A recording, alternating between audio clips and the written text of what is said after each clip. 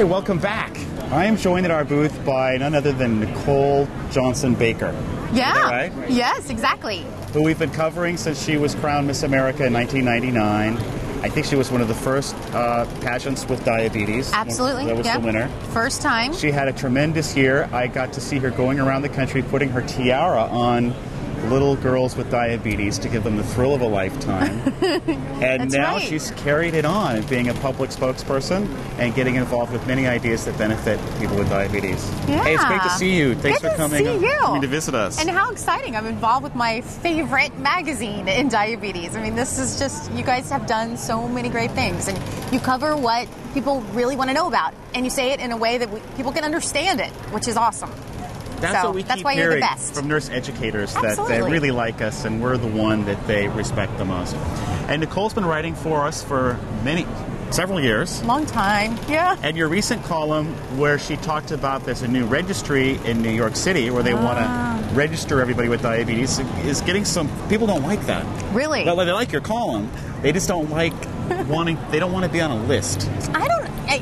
And I tend to agree, I don't either. Because I don't, first, I can understand how we could get to a point of having a registry, but you have to have some kind of assurance of security. And I don't think that there's that assurance, and we don't know how that registry is actually going to be run or if they have the manpower. Why spend all of that money? I mean, hundreds and hundreds and hundreds of thousands of dollars in creating a list when you could use those hundreds of thousands of dollars and put it into something that would actually impact people's lives right now. That's my philosophy on it. Now, a lot of people would beg to differ with me, but it just doesn't, it's not there yet, and it doesn't have the infrastructure. So I think it's something to be concerned about. And I don't want information, or my information, from a personal standpoint, to get into the wrong hands. Maybe it's the Department of Transportation, and that they hold my A1C value against me and don't want to give me my driver's license. Right. Or gets to the company. insurance commission. Right. And they say, okay, well, your premium's going to be higher because you're going to cost us more money. Or whatever the case may be. So there's a lot of... We got to watch out for discrimination in whichever form it comes in. And I love how you pick topics that you kind of the watchdog for. And there's so many. I'm quite concerned about the uninsured. It's growing. The middle class is becoming uninsured faster than ever. Mm-hmm. It's frightening. And all of this is great if you have insurance, You know what? I mean, this is very personal, but I lose my insurance in 45 days. How come? I become one of the ones that's uninsured. Well, really? I had insurance through my husband and his job, and he switched jobs. And so now, the COBRA and that kind of thing is just cost prohibitive.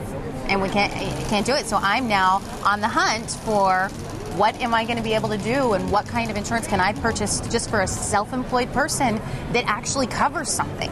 And that's the problem, is that you can purchase insurance and it's okay for your, rainy day when you wind up in the hospital, but covering test strips, forget it. I know we have a 10-person company, and when we were trying to find a company health plan, several companies said, oh, well, take Scott off the plan, and then we'll insure you. So, cherry pick. Yeah. But we did find Kaiser then, and they were beautiful. Oh, that's great. They didn't care about pre-existing conditions.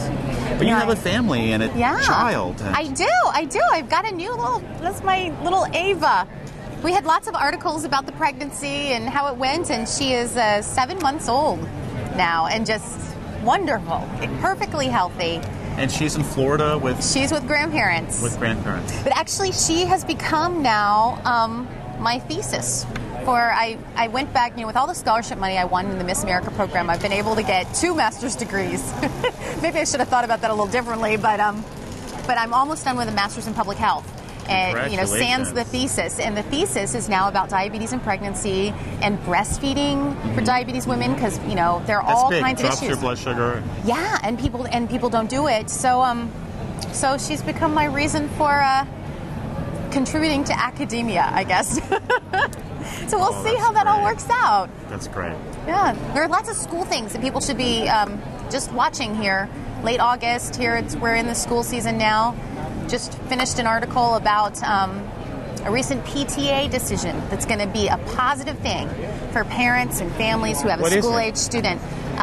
The National PTA, so that's, representatives from all the PTAs from all across the country. They had a decision come down and a recommendation in support of students with diabetes, saying that they agree with the ADA's standpoint that there should be all teachers and school personnel should receive some kind of diabetes education, and that there should be 2 people on each school property where there is not a nurse that are trained in diabetes emergency procedure. That's because, terrific. You know what?